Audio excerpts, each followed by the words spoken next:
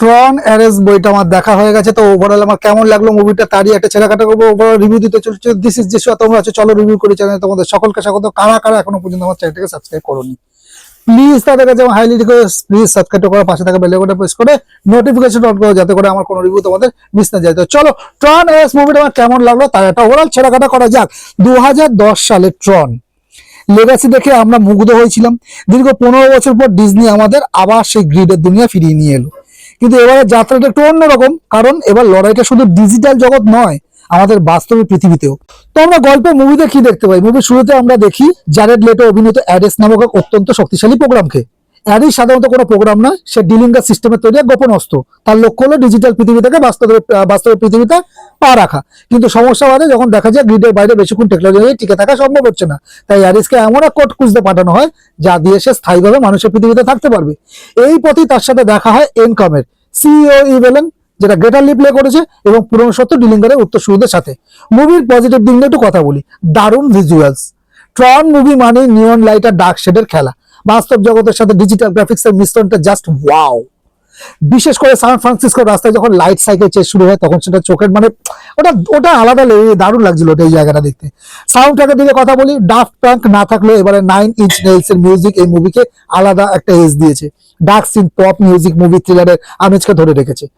আচ্ছা, kelvin clip হিসেবে Jeff ব্রিজেসকে যখন স্ক্রিনে আমরা দেখি তখন নস্টালজিয়া কাজ করে। তার ছোট একটা রোল হলো সেটা মুভির একটা বড় পাওনা। আচ্ছা, এই মুভিটাকে যদি আমি টেকনিক্যাল ভাবে যদি আমি এরকম ভাবে মুভি রিভিউ করি না, কিন্তু টেকনিক্যাল ভাবে যদি ভাগে ভাগে রেটিং দিতে চাই তাহলে সিনেমাটোগ্রাফি, ক্যামেরার কাজ, এখানে লাইটিং দুর্দান্ত, তো 4.5 আউট অফ 5 আমি সিনেমাটোগ্রাফি দেবো। মিউজিক আর বিজিএম এর দিকে যদি বলি, মিউজিক আর বিজিএম দারুণ লেগেছে। মুভির প্রাণই অ্যাকচুয়ালি মিউজিক। 4.8 আউট অফ 5 দিচ্ছি। অভিনয়ের দিকে ইভান পিটার্স এবং গ্রেটার লি ভালো করলো, বাকিরা কিন্তু অ্যাভারেজ পারফর্ম করছে, তাই 3 আউট অফ 5। আর গল্পের যদি প্লট বলি, দেখো এই গল্পের প্লটে আমার কিছু সমস্যা আছে। গল্পের যে বুনন অনেক জায়গায় দুর্বল এবং ধীরগতির। 2.5 আউট অফ 5 রাখছি এটা। তো ফাইনাল ভার্ডিক্ট দিচ্ছি ট্রন অ্যারিস আমার কেমন লাগলো। ট্রন ইজ একটি স্টাইলিশ মুভি, কিন্তু কোনো মজবুত ভিত্তি নেই। আপনি যদি সাইফাই অ্যাকশন এবং ভিজুয়াল ইফেক্টস এর ভক্ত হন তবে বড় পর্দায় এটি একবার দেখা যেতেই পারে। তবে এখন তার বড় পর্দায় দেখার সুযোগ নেই, আপনাকে ছোট পর্দায় দেখতে হবে। পুরোনো ট্রন মুভিগুলোর মতো এটি কোনো কাল্ট ক্লাসিক হতে পারবে বলে আমার মনে হয় না। আমার চূড়ান্ত রেটিং থাকবে 5.5 আউট অফ 10।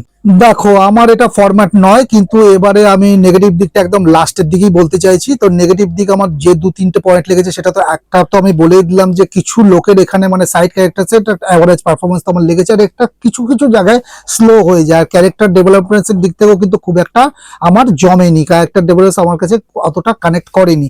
যেটা আগের বার যেমন ট্রনের যে আগের যে পার্টটা ছিল তাতে যে আমরা প্রত্যেকটা ক্যারেক্টারের সাথে এত সুন্দরভাবে জুড়েছিলাম, এবারে গ্রাফিক্সের চক্কর এবং সিনেমাটোগ্রাফ চক্করে সবকিছু কিন্তু একটা মানে মানে কানেক্টেড হয়নি, সবই মেশিনারি লাগছিল। ওকে, আর যদি আমি বলি যে ক্যাজুয়াল যারা অডিয়েন্স আছে, নর্মাল অডিয়েন্সের কাছে কিন্তু এটা একটু ভারী মনে হতে পারে, একটু কমপ্লেক্স মনে হতে পারে থিওরিগুলো।